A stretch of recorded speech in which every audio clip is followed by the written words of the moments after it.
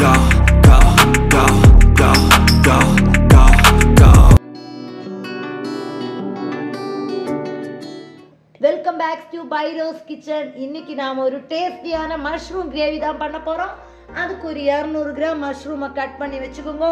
2 பெரிய வெங்காயத்தை கட் பண்ணி வச்சுக்கோங்க. 2 தக்காளியை கட் பண்ணி வச்சுக்கோங்க. கொஞ்சமாக ஜீரகம், ஒரு 10 முந்திரி பருப்பு, தேவையான அளவுக்கு உப்பு, 1.5 spoon Kashmiri chilli powder, 1/2 spoon garam masala, 1 pinch மஞ்சப்பொடி, 1 பிஞ்ச் சோம்பு பொடி, தேவையான அளவுக்கு எண்ணெய், கஸ்தூரி மேத்தி, மல்லித்தலை. இப்போ கடாயில் நாம தேவையான அளவுக்கு எண்ணெய் சேர்த்துக்கலாம். இது இந்த தோசை, சப்பாத்தி, இட்லி எல்லாத்துக்குமே சூப்பரான ஒரு சைட் டிஷ். குழந்தை எல்லாம் விரும்பி சாப்பிடுவாங்க.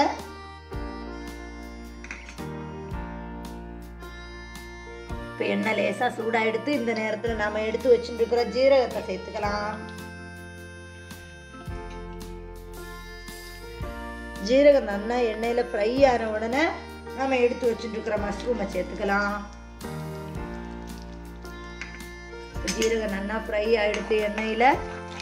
இந்த டைமில் நாம் அந்த கட் பண்ணி வச்சுருக்கோம் இல்லையா 200 கிராம் மஷ்ரூம், அதை எடுத்து அதில் போட்டுக்கலாம்.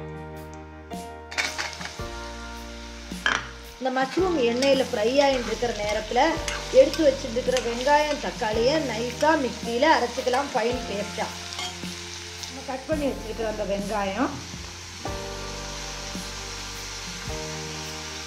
அப்புறமா அந்த 2 தக்காளி வச்சுருக்கோம் இல்லையா அதையும் சேர்த்துக்கலாம்.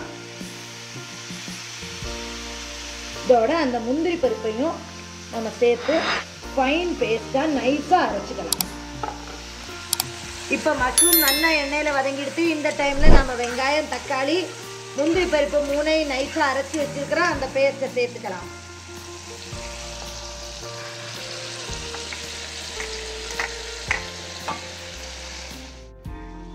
இப்போ நம்ம கிரேவிக்கு தேவையான அளவுக்கு தண்ணியை சேர்த்துக்கலாம்.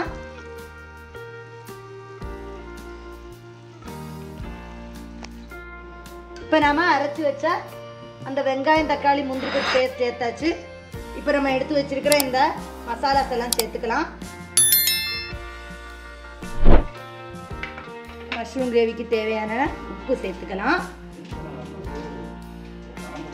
ஃபைனலாக இதில் நம்ம எடுத்து வச்சுருக்கிற கஸ்தூரி மேத்தி சேர்த்துக்கலாம். மல்லித்தலை ஃபைனாக கட் பண்ணி வச்சுருக்கோம், அதையும் சேர்த்துக்கலாம். இப்போ நம்மளோட டேஸ்டியான மஷ்ரூம் கிரேவி ரெடி ஆகிடுத்து. தோசை, சப்பாத்தி, இட்லிக்கெல்லாம் ஃபேன்டாஸ்டிக்கான ஒரு சைட் டிஷ் இது. ஆப்பில் நீங்கள் ட்ரை பண்ணி பாருங்க. இன்னும் பைரோஸ் கிச்சனை சப்ஸ்கிரைப் பண்ணாதவங்க சப்ஸ்கிரைப் பண்ணுங்க. அந்த பக்கத்தில் இருக்கிற பெல் ஐக்கனை கிளிக் பண்ணிடுங்க. அப்போ தான் நான் போடுற வீடியோஸ் உங்களுக்கு நோட்டிஃபிகேஷன் மூலமாக தெரிஞ்சுக்க முடியும். நெக்ஸ்ட் வீடியோவில் மறுபடியும் பார்க்கலாம். பாய்.